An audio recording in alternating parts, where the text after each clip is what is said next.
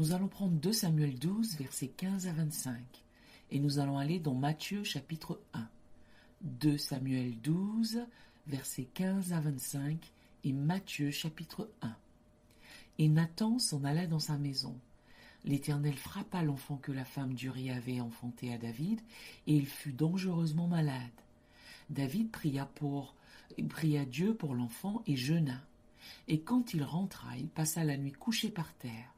Les anciens de sa maison insistèrent auprès de lui pour le faire lever de terre, mais il ne voulut point, et il ne mangea rien avec eux. Le 7e jour, l'enfant mourut. Les serviteurs de David craignaient de lui annoncer que l'enfant était mort, car ils disaient « Voici, lorsque l'enfant vivait encore, nous lui avons parlé et il ne nous a pas écoutés. Comment oserons-nous lui dire l'enfant est mort? Il s'affligera bien davantage. » Et David aperçut que ses serviteurs parlaient tout bas entre eux, et il comprit que l'enfant était mort. Il dit à ses serviteurs « L'enfant est-il mort ?» Et ils répondirent « Il est mort. » Alors David se leva de terre, il se lava, soignit et changea de vêtements. Puis il alla dans la maison de l'Éternel et se prosterna. De retour chez lui, il demanda qu'on lui servît à manger, et il mangea. Ses serviteurs lui dirent « Que signifie ce que tu fais ? Tandis que l'enfant vivait, tu jeûnais et tu pleurais, et maintenant que l'enfant est mort, tu te lèves et tu manges. » Il répondit « Lorsque l'enfant vivait encore, je jeûnais et je pleurais, car je disais « Qui sait si l'Éternel n'aura pas pitié de moi, et si l'enfant ne vivra pas ? Maintenant qu'il est mort, pourquoi jeûnerai-je ? Puis-je le faire revenir ? J'irai vers lui, mais il ne reviendra pas vers moi. » David consola Bathsheba, sa femme, et il alla auprès d'elle et coucha avec elle. Elle enfanta un fils qu'il appela Salomon et qui fut aimé de l'Éternel. Il le remit entre les mains de Nathan le prophète, et Nathan lui donna le nom de Jédidia à cause de l'Éternel. Je veux revenir au verset 15. Et Nathan s'en alla dans sa maison. L'Éternel frappa l'enfant que la femme d'Uri avait enfanté à David, et il fut dangereusement malade. L'Éternel frappa l'enfant que la femme d'Uri avait enfanté à David. Et il fut dangereusement malade. C'est intéressant, n'est-ce pas? Allez dans l'évangile de Matthieu, chapitre 1. Saint Matthieu, le premier livre du Nouveau Testament, juste après Malachie. Généalogie de Jésus-Christ, fils de David, fils d'Abraham. Abraham engendra Isaac, Isaac engendra Jacob, Jacob engendra Juda et ses frères, Juda engendra de Tamar Pharès et Zara, Pharès engendra Esrom, Esrom engendra Aram, Aram engendra Aminadab, Aminadab engendra Nasson, Nasson engendra Salmon, Salmon engendra Boaz de Rahab, Boaz engendra Obed de Ruth, Obed engendra Isaïe, Isaïe engendra David, le roi David engendra Salomon de la femme d'Uri. Mon message d'aujourd'hui s'intitule « Comment vivre avec ce que vous ne pouvez pas oublier ?» Comment vivre avec ce que vous ne pouvez pas oublier? Laissez-moi d'abord prier avec vous. Je ne sais pas pourquoi le Seigneur m'a mis sur cette piste, mais je vous garantis qu'il n'y a pas une seule femme dans cette pièce, et c'est une déclaration large, car il y a beaucoup de femmes différentes dans cette pièce, mais il n'y a pas une seule femme dans cette pièce qui n'ait pas de secret. Il n'y a pas de femme dans cette pièce ici qui n'ait pas quelque chose que vous ne voulez pas que tout le monde sache, qui pourrait nuire à la façon dont les gens ou vos enfants vous perçoivent. Je prêche des convertis quand je vous parle parce que vous êtes des gardiennes de secrets. Si vous êtes maman, vous êtes une gardienne de secrets. Si vous êtes épouse, vous êtes une gardienne de secrets. Si vous êtes en vie, vous êtes un gardien de secrets. Et pourtant, peu importe le nombre de secrets que vous avez, il y a certaines choses que l'ennemi utilise pour vous terroriser, vous menacer, vous intimider, vous humilier et vous déshonorer. Comment pouvons-nous vivre avec ces choses que nous ne pouvons oublier? Maintenant, si vous êtes jeune, vous ne savez pas de quoi je parle, mais si vous êtes en vie depuis assez longtemps, vous comprenez ce que je dis? Cette vie vous joue parfois de sales tours et vous devez vivre avec des choses parce que les choses ne se passent pas toujours comme vous les aviez prévues. Les enfants ne deviennent pas toujours ce que vous vouliez qu'ils soient. Vous faites des erreurs en cours de route et vous n'avez pas réussi comme prévu. Et pourtant, vous devez pouvoir vivre avec ça parce que vous ne pouvez pas changer ce qui s'est passé. Ai-je raison ?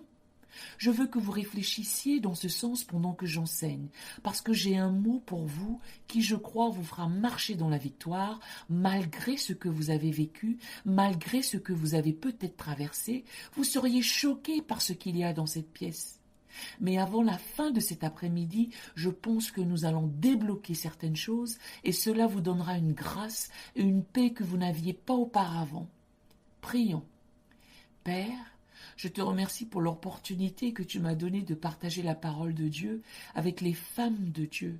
Que l'onction de Dieu sature ce lieu pendant que j'enseigne et que la parole soit faite chair en ce lieu. Au nom de Jésus, nous prions, que quelqu'un dise Amen. Je ne vais pas passer beaucoup de temps à partager l'histoire de David et de Bathsheba, car la plupart d'entre vous connaissent déjà leur histoire. Que Bathsheba était l'épouse d'Uri et que pendant qu'elle prenait un bain, le roi a commencé à avoir un moment pornographique et il est devenu un peu voyeur. Il a zioté sur elle, l'a pourchassée et a couché avec elle. Puis a menti à ce sujet et a échafaudé un plan pour donner l'impression qu'elle était enceinte d'Uri. Il a fait revenir ce dernier chez lui du champ de bataille où il était, car il était au front avec l'armée d'Israël, pour qu'il rentre chez lui et puisse naturellement coucher avec sa femme lors d'une nuit de congé.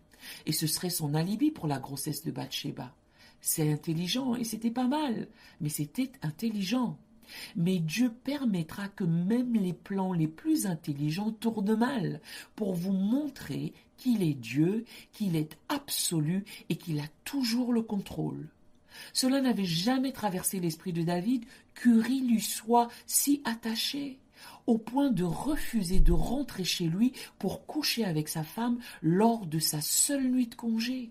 Il était si attaché à la charge du roi qu'il voulait retourner aussitôt au combat pour se battre avec ses hommes. Donc sa loyauté a gâché le plan de David. Mais David, ne voulant pas concéder et confesser son péché à ce moment-là, est allé plus loin et a dit « Eh bien, je vais devoir le faire tuer ». Il l'a renvoyé au front en première ligne avec un message et Uri a été tué.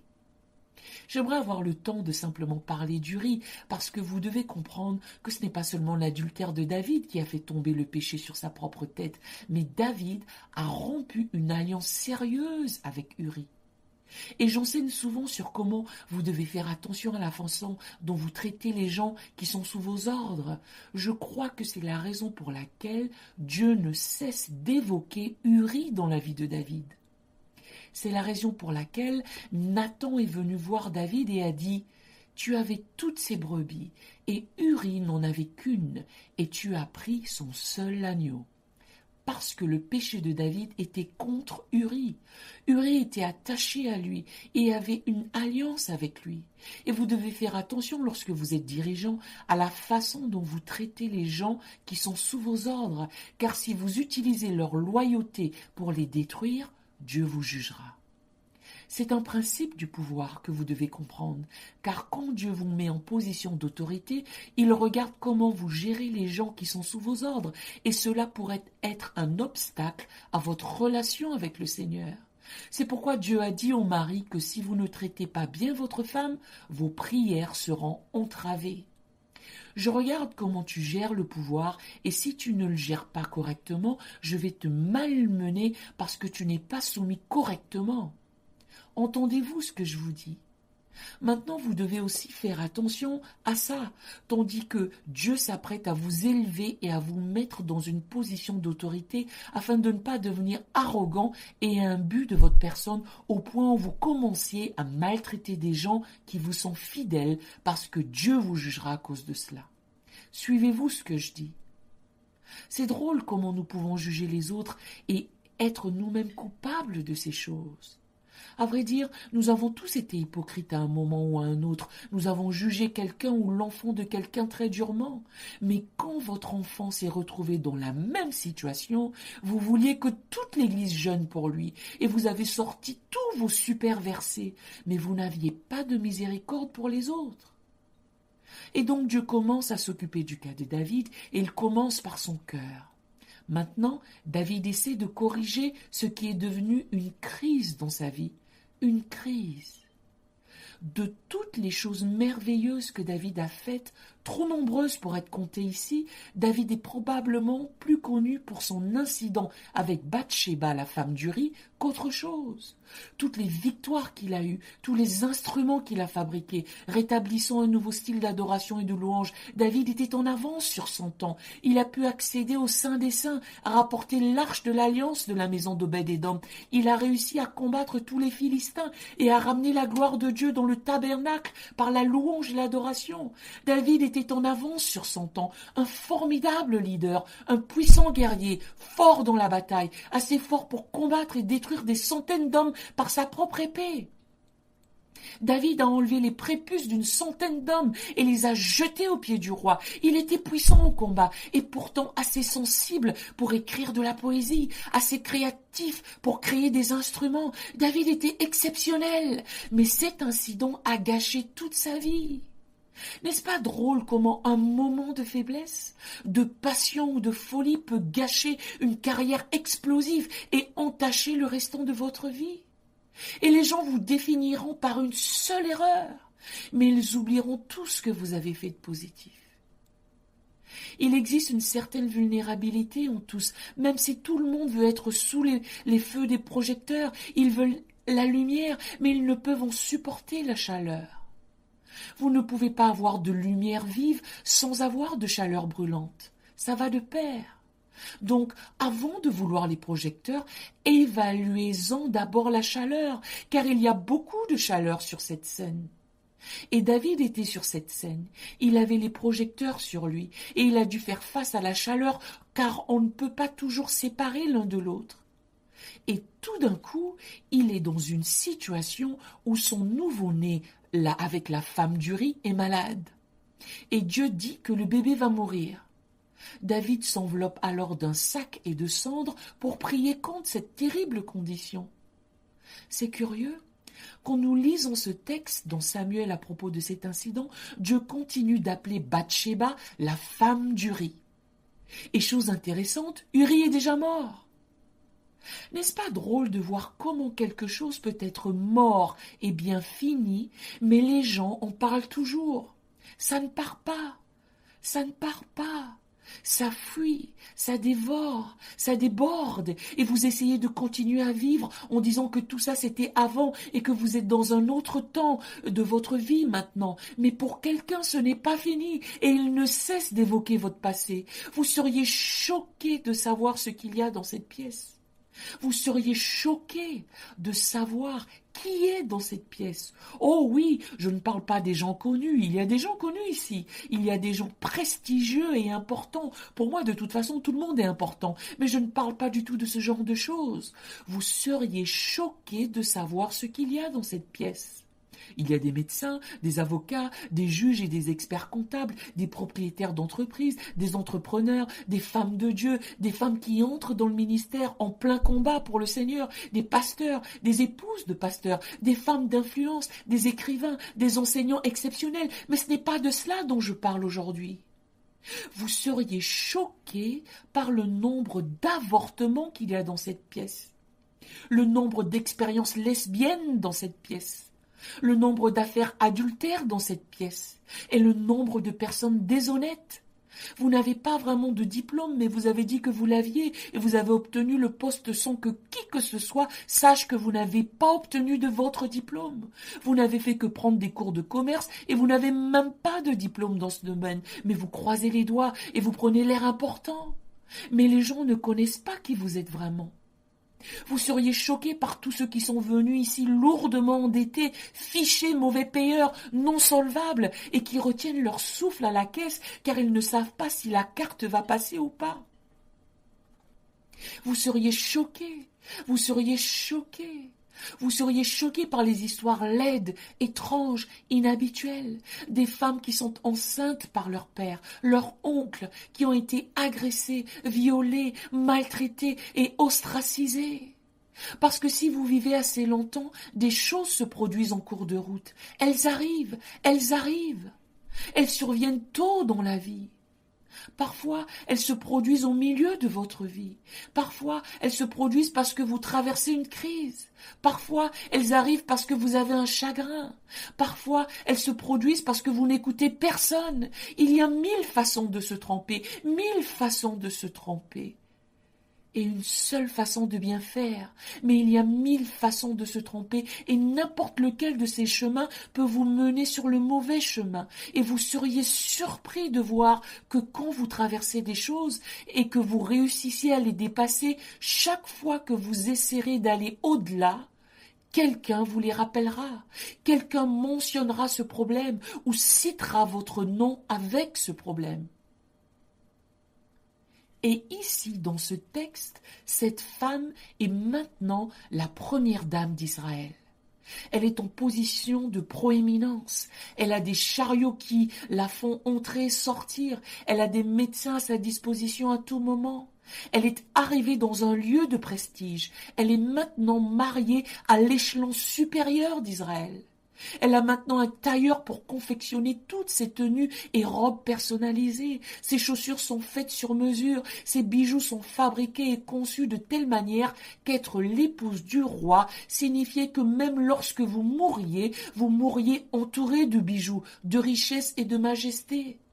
David était riche, David était important, David était influent, elle était privilégiée, elle était au sommet. Et même au sommet du succès, il l'appelle toujours la femme d'Uri. Que faites-vous quand vous y êtes? Quand vous êtes enfin là où vous vouliez, vous êtes enfin arrivé, mais quelque chose que vous avez fait dans votre passé menace de contaminer où vous êtes maintenant. Que faites-vous quand les gens ne vous laissent pas continuer et ne vous laissent pas oublier? Maintenant, vous vous retrouvez dans une situation difficile, car ce qui a été enfanté dans le péché est maintenant malade et en décomposition. Lorsque David apprend que le bébé est en train de mourir, David s'enveloppe dans le sac et la cendre, et il commence à prier, il commence à intercéder. Il commence à aller devant Dieu pour lui demander de redresser cette crise, car c'est une crise terrible dans sa vie. Et pendant que David jeûne et prie, il entend que l'enfant est mort. Mais ses serviteurs ne veulent pas lui dire que l'enfant est mort, parce qu'ils pensaient, oh, s'il a fait tout cela avant la mort de l'enfant, quand il l'entendra que l'enfant est mort, il deviendra fou furieux, il va péter les plombs. Ils pensaient que David allait péter un câble, devenir fou et partir faire une crise de nerfs. Et quand ils ont dit à David que l'enfant était mort, David a dit « Ah bon? Très bien. Laissez-moi me laver le visage, me oindre d'huile, changer mes vêtements et manger quelque chose. C'est terminé. »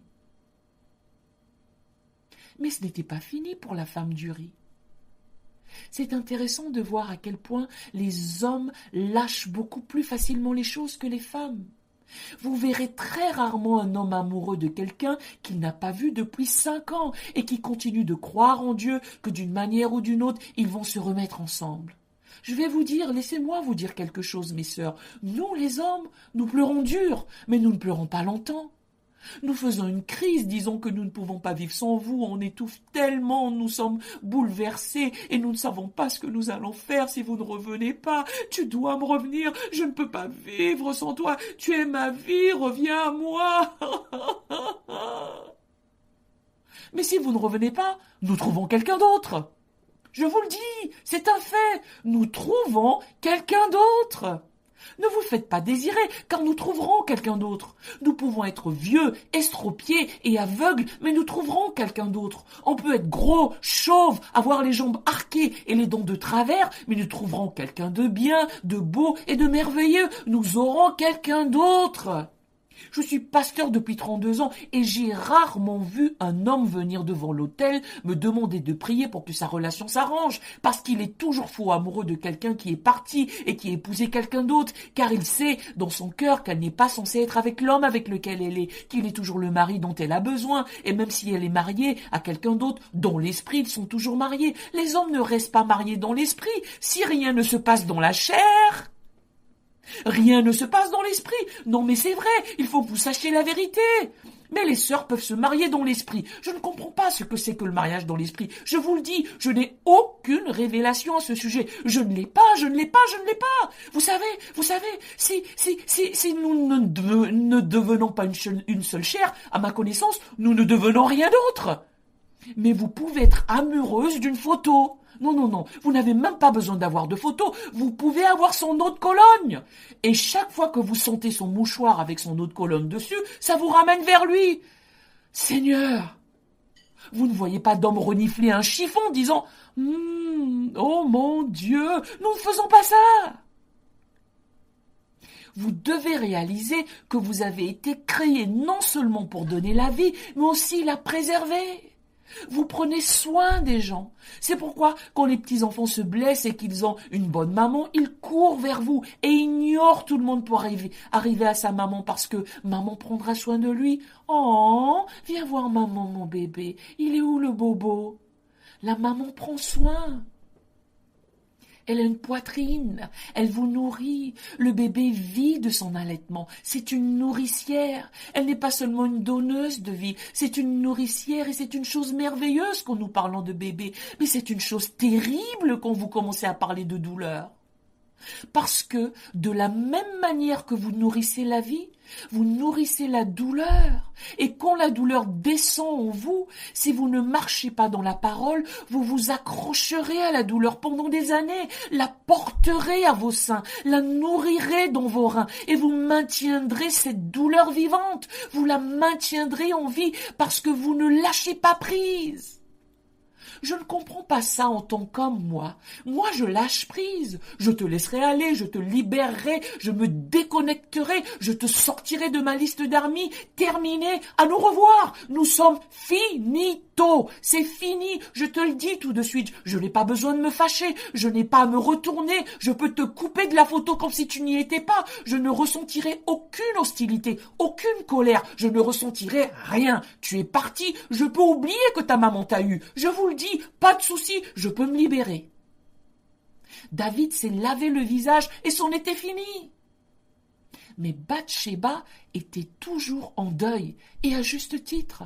Elle a perdu l'enfant. Elle a fait une erreur. Sans aucun doute, elle se sentait coupable. Elle a eu du mal à continuer à vivre sa vie. Et ce qui se passe la plupart du temps lorsque les hommes conseillent les femmes, c'est que nous pouvons être sarcastiques. « Oh, tu peux t'en remettre, vas-y, lâche prise !» Je conseille des couples tout le temps, et là je viens de rentrer de Californie. Je faisais une émission avec le docteur Phil, qui m'a demandé de conseiller des couples avec lui dans son émission Dr Phil. Il y avait un homme et sa femme qui étaient là, et l'homme a eu 50 liaisons en 5 ans. Et il appelait ça une erreur. J'ai dit, mais ce n'est pas une erreur, c'est une catastrophe. 50 liaisons en 5 ans, et elle a eu 3 enfants en 5 ans. Donc il faisait tout ça pendant qu'elle était enceinte. J'ai dit, waouh, t'y es allé fort, mon coco. Et lui, il résume et réduit la situation comme étant une erreur. Il la regarde et lui dit essentiellement, c'est pas la fin du monde, hein, passe à autre chose. Mais que faites-vous quand quelque chose est arrivé et que vous ne pouvez pas vous en remettre? Maintenant, cette dame est dans la même situation que Bathsheba. David, lui, s'est lavé le visage et a repris le cours de sa vie, mais elle est toujours en deuil. Ce qui est curieux est que son utérus est vide de vie, mais maintenant il est rempli de douleur. Désormais, elle nourrit sa douleur. Vous accrochez-vous à quelque chose que vous devez laisser aller? Vous voyez? Avant que nous ne parlions de la façon dont les autres se souviennent, la première chose dont nous devons parler est ce dont vous vous souvenez, vous. Avant de traiter la variabilité du pardon, je veux parler de votre capacité à vous pardonner, parce que très souvent, lorsque tout le monde a continué avec sa vie, vous avez encore cette culpabilité qui se nourrit du sein de votre pensée, vous accrochant à quelque chose que vous auriez dû laisser tomber. La Bible dit que lorsque David se lave le visage, on le serre, il dîne, et la majorité des théologiens disent que c'est à ce moment-là que David a dit « Je suis dans la joie quand on me dit « Allons à la maison du Seigneur ». Lui s'était remis à crier, mais elle continuait de pleurer. Vous seriez surpris par les douleurs secrètes que nous enterrons. C'est incroyable de voir comment rien que parce que vous êtes bien habillée, toujours belle et vous réussissez dans la vie, les gens vous jalousent. Ils sont jaloux de vous. Ils n'ont aucune idée que sous toute cette soie et cette dentelle, vous entretenez toutes sortes de douleurs, d'injustices, de blessures et d'insécurité.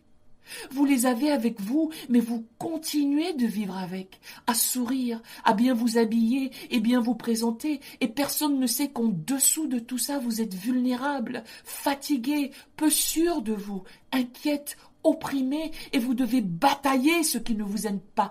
Tout ça pendant que vous vous battez d'une main et que vous essayez de vous guérir de l'autre main, parce que personne n'a la moindre idée de ce que vous traversez. Suis-je en train de parler à quelqu'un? Dites à quelqu'un, tu n'as aucune idée de ce que je vis. Tu n'as aucune idée de ce que je vis. Je souris par-dessus la douleur. J'endure des choses. Tu n'as aucune idée de ce que je vis.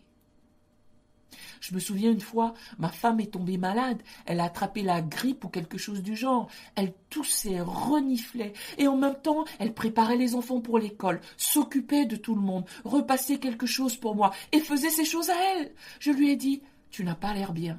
Elle a répondu, je sais, mais ça va aller. J'ai dit, d'accord, et je suis allée faire mes affaires. Et environ 2 jours plus tard, je l'ai attrapée moi aussi.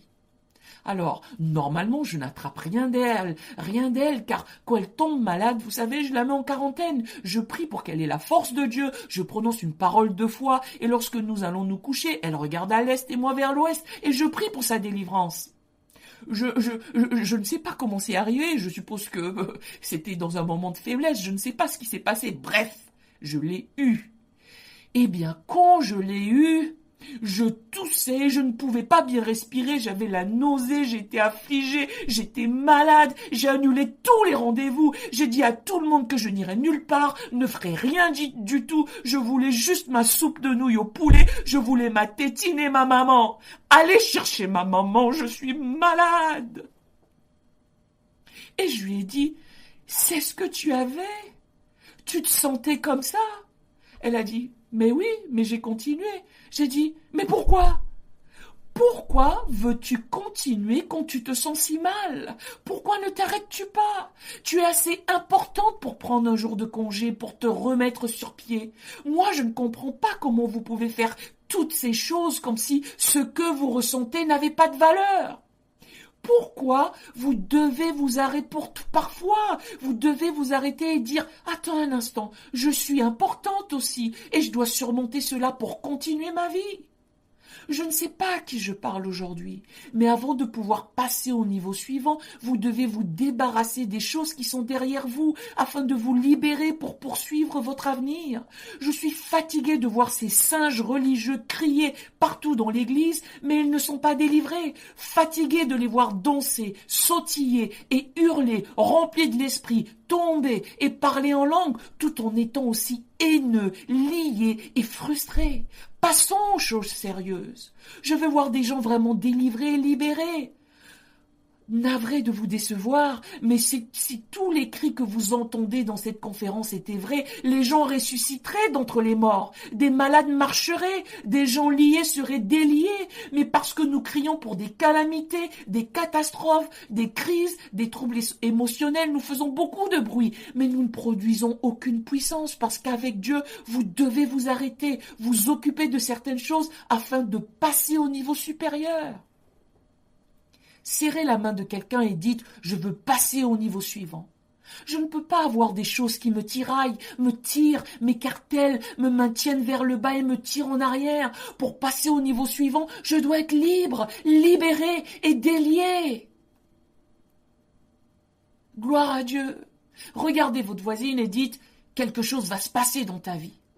Vous pouvez avoir des choses secrètes qui vous tiraillent, des choses secrètes qui vous retiennent, des choses secrètes qui pèsent dans votre esprit, des choses secrètes qui vous ôtent le repos, des choses secrètes qui vous font trop manger, des choses secrètes qui font monter votre tension artérielle, des choses secrètes qui vous donnent le diabète. Et avant que cette semaine ne finisse, vous allez secouer tout cela et vous en débarrasser. Vous ne pouvez pas rester attaché à quelqu'un qui a continué sa vie sans vous. Il ne veut pas de toi, tu ne veux pas de lui. À plus, moi je dois avancer. À plus, je dois faire ma vie. À plus, Dieu a encore quelque chose à faire dans ma vie. Je ne vais pas maintenir en vie quelque chose que Dieu veut mort. Seigneur, retire de ma vie tout ce que tu ne veux pas que j'ai et laisse tout ce que tu veux que j'ai. Je t'appartiens, Seigneur. Tout ce que je suis, tout ce que j'ai, tout t'appartient. Dès que David a pu se ressaisir, il veut désormais s'occuper de... Je voulais dire sa femme, mais... C'est drôle comment vous pouvez avoir ces situations compliquées. C'est ta fille? Eh bien, oui. Depuis combien de temps êtes-vous mariés? Eh bien, nous sommes ensemble depuis 20 ans, mais nous sommes mariés depuis... N'est-ce pas drôle de voir comment vous avez ces situations compliquées? Si des gens devaient écrire l'histoire de votre vie, vous savez qu'il y a des chapitres que vous voudriez qu'ils omettent. Et c'est pourquoi les gens disent aussi rapidement « ça ne te regarde pas ». Parce que lorsque vous commencez à poser certaines questions, et vous ne faites probablement que la conversation, vous touchez un point sensible, parce que vous avez mis le doigt sur une situation. Que veux-tu dire où je travaille? C'est pas tes affaires. Ce ne serait pas mes affaires si ce n'était pas une situation. Lorsque vous avez une situation compliquée, vous ne voulez pas en parler, et donc vous la portez. Et Bathsheba la portait. Le chagrin, la douleur et la culpabilité, elle la portait.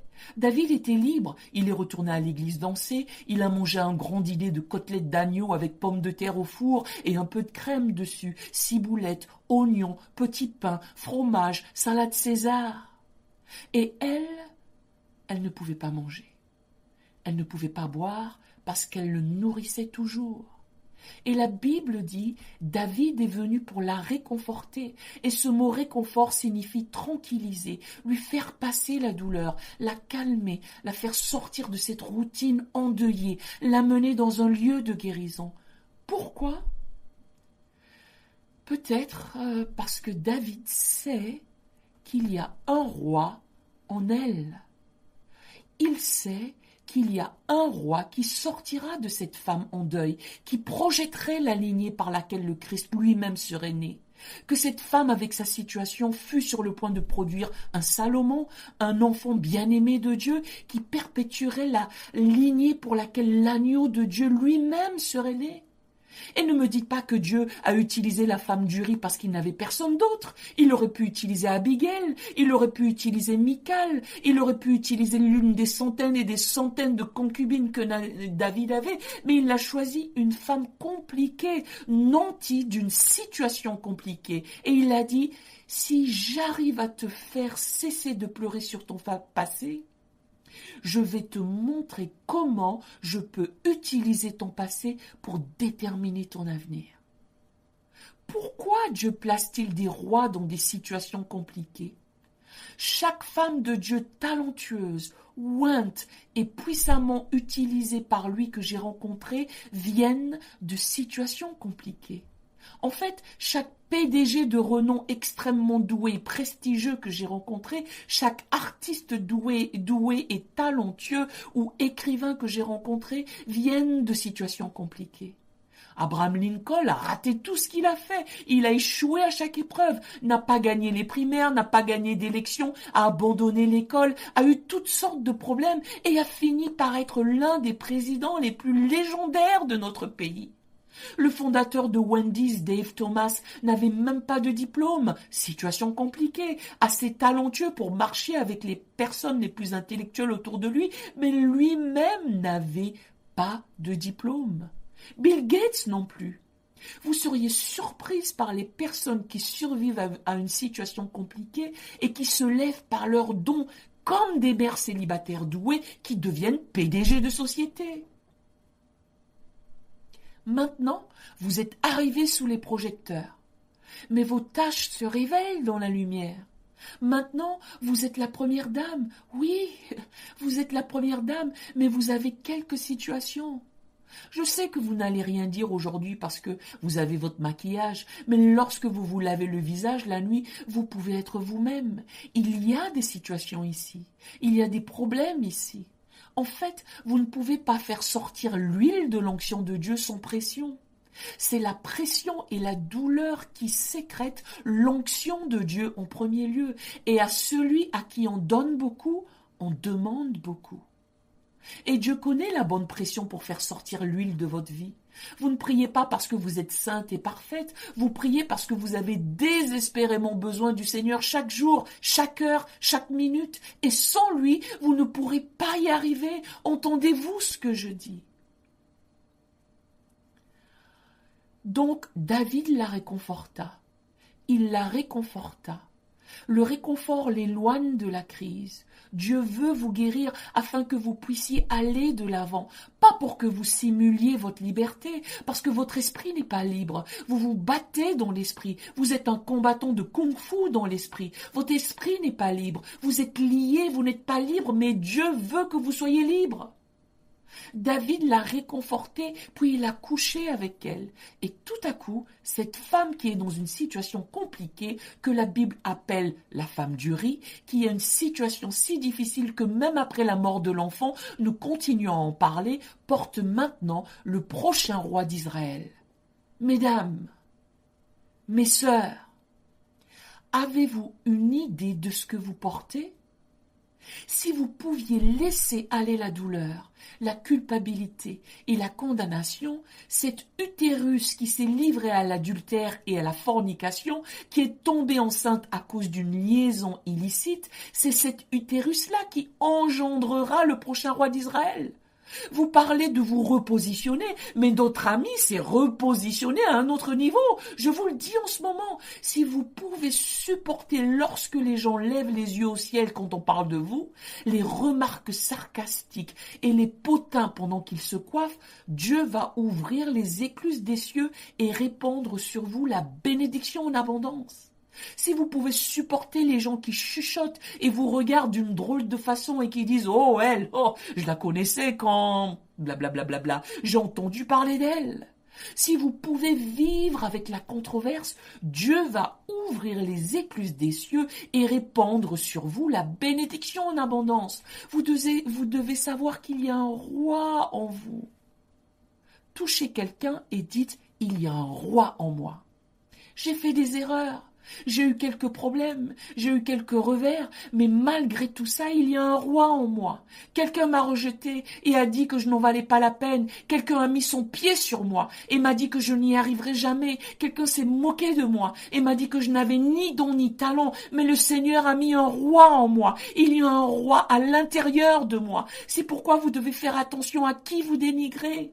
Car elle peut être une Rahab dans un chapitre et dans le chapitre suivant, elle produit un roi. Elle peut avoir une mauvaise phase dans sa vie, mais dans la suivante, elle est vainqueur. Certains d'entre vous ont connu une mauvaise saison, mais la saison est terminée. Je t'appelle à sortir de ton deuil. Je t'appelle à sortir de ta dépression. Je t'appelle à sortir de tout ce qui est mort dans ta vie. Je t'appelle à sortir de ton linceul. Je t'appelle à sortir de tes pleurs, de ta tristesse. Dieu dit, je vais faire une chose nouvelle pour toi. Les choses anciennes sont passées. Vous devez savoir que Dieu a quelque chose en réserve pour vous. Votre histoire ne s'arrête pas à votre dernière crise. Ce n'est pas fini. Je sais qu'on t'a blessé, que les choses ne vont pas comme tu le voudrais, que tu as vécu un divorce, que tu as perdu ton travail, que ton église ne grandit pas, que la moitié de tes membres sont partis, que ton mari a été infidèle, que tu t'es marié en secret, que les gens parlent de toi. Je sais que tu as honte. Tu te sens humilié. Tu sais que ton fils est en prison. Mais arrête de pleurer, ma fille. Ce n'est pas fini. Dieu va faire quelque chose de nouveau. Tapotez quelqu'un et dites, c'est à moi qu'il parle. Tu vois, Tu dois croire que Dieu a quelque chose pour toi, autre que ce que tu as traversé. L'ennemi essaiera de te convaincre que là où tu étais, c'est là où tu vas. Mais le diable est menteur. Si c'est tout ce que Dieu a en réserve pour toi, tu aurais pu mourir lors de l'accouchement avec ton bébé. Mais si tu as survécu à quelque chose et que quelque chose d'autre n'a pas survécu, c'est parce que Dieu n'en a pas encore fini avec toi. Le Seigneur m'a dit de descendre ici à Dallas et d'arrêter le deuil, de te sortir de ton linceul, de te dire qu'il est temps que tu te diriges dans une nouvelle direction. Tout ce deuil, tous ces pleurs, tous ces regrets sont finis. Il y a un roi que vous devez accoucher. Vous allez perdre les os lors de cette réunion et vous allez donner naissance à la chose que Dieu vous a promise. Louez Dieu pendant 30 secondes.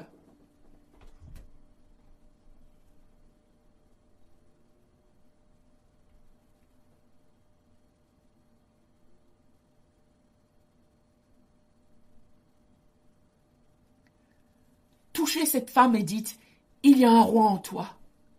Vous avez juste besoin de croire cette parole pour votre vie. L'ange Gabriel est allé voir une vierge et a dit, je te salue toi à qui une grâce a été faite, le Seigneur est avec toi, tu enfanteras un fils et tu lui donneras le nom de Jésus. Et la première chose qu'elle fit fut de parler de sa situation. Elle a dit, comment cela se fera-t-il puisque je ne connais point d'homme? Et je vais vous dire quelque chose. Dieu n'a pas besoin d'homme pour confirmer sa parole dans votre vie. En fait, Dieu fera exprès de choisir quelqu'un qui n'a pas été aidé par l'homme, de sorte que quand la bénédiction viendra, vous saurez qu'elle vient de Dieu seul et pas de vous. C'est pour cela que ça ne sert à rien d'être amer envers ceux qui ne vous acceptent pas ou qui n'acceptent pas votre ministère, car l'amertume neutralisera la créativité en vous.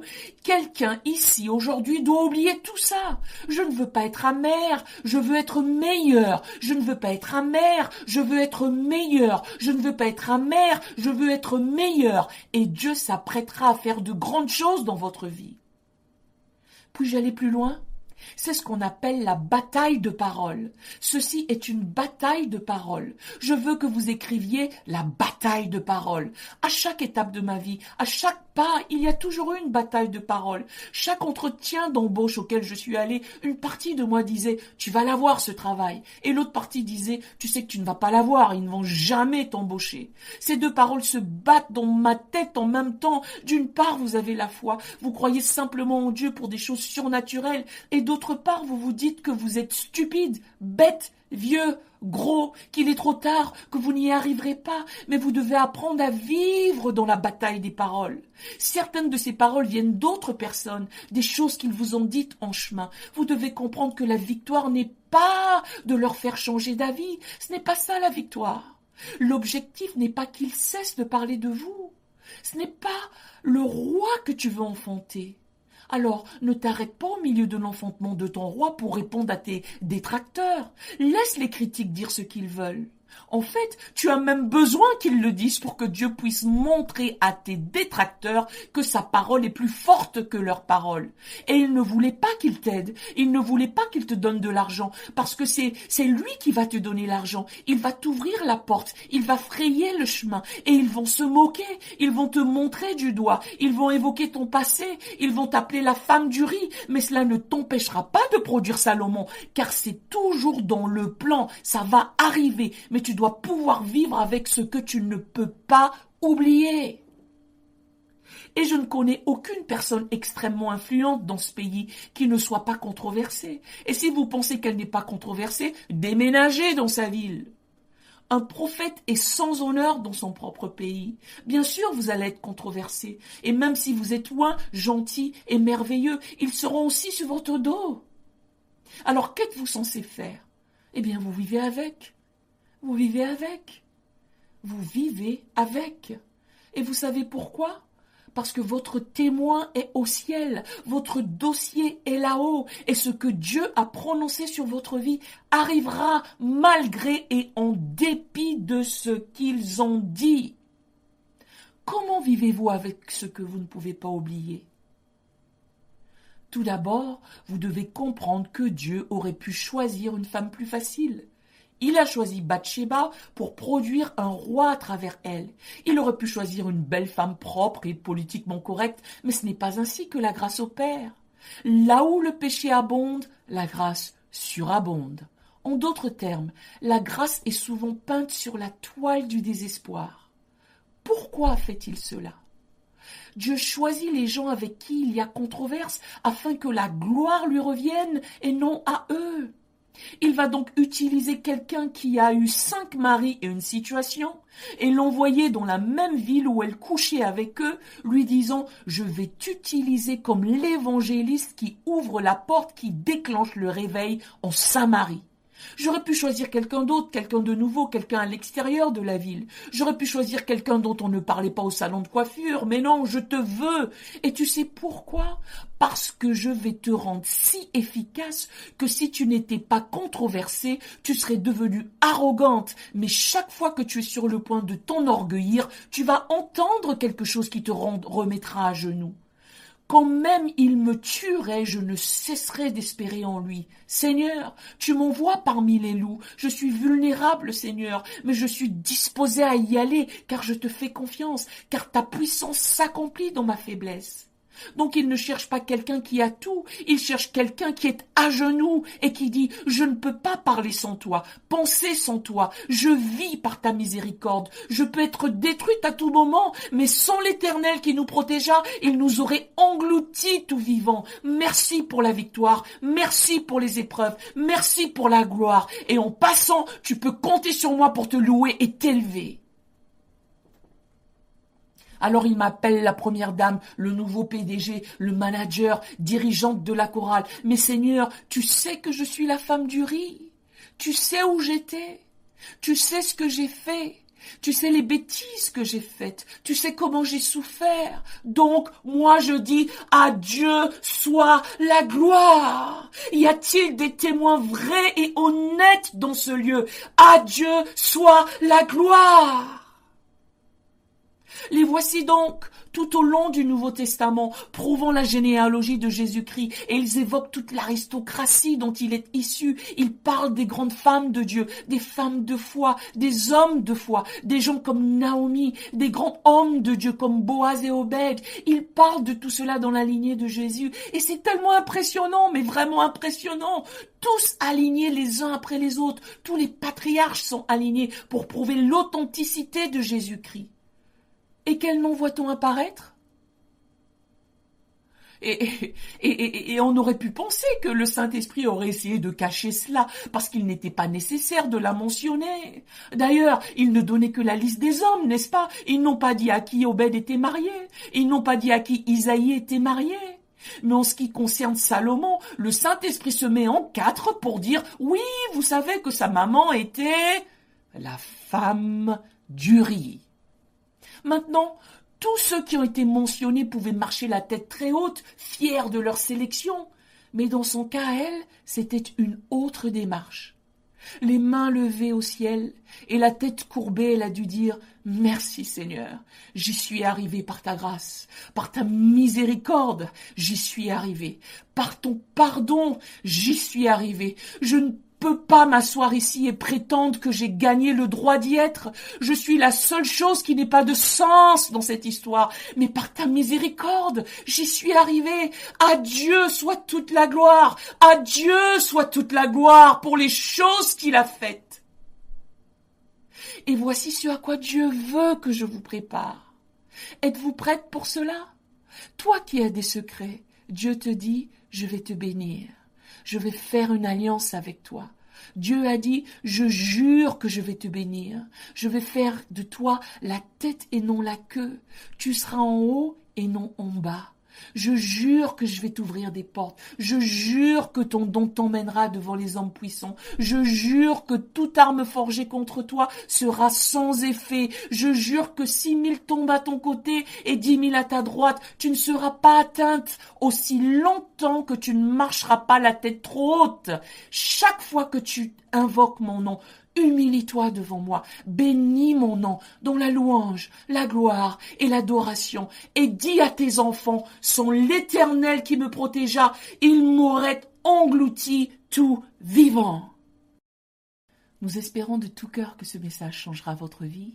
N'oubliez pas de le partager pour qu'il en change bien d'autres. Merci de vous abonner et que Dieu vous bénisse.